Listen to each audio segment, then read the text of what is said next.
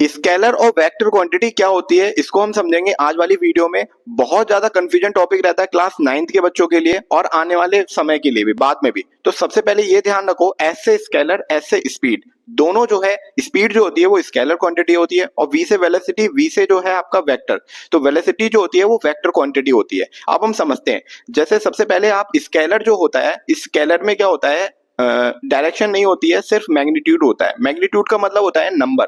जैसे घड़ी में 10 बजते हैं तो वो क्या है, 10 एक मैग्नीट्यूड है, ठीक है।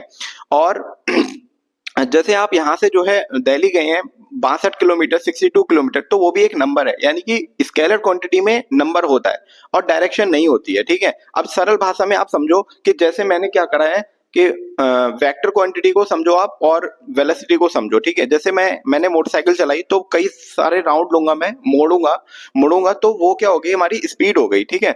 बहुत सारे डायरेक्शन मैंने चेंज करे, इसलिए स्पीड में जो है कोई डायरेक्शन नहीं होती है। वहीं पर हम वेलोसिटी की बात करूंगा, मैंने क्या करा, अभी गोली मारी बंदूक से, तो वो बंदूक की गोली सीधी गई है, तो वहां पर क्या होगा, वेक्टर क्वांटिटी होगी, यानी कि सीधा जाना, बिल्कुल सीधा, बिल्कुल डिस्ट्रैक्ट नहीं होना। तो ये हमारा क्या हो जाएगा, वेलोसिटी भी कह सकते हैं हम। वेलोसिटी हमेशा स्ट्रेट वे में ली जाती है, ठीक है।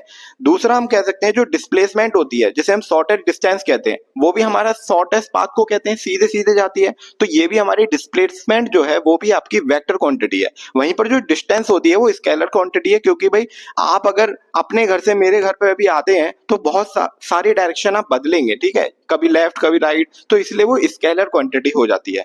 सरल भाषा में ये समझ में आता है आपको, एक बार फिर से इसको समझाते हैं।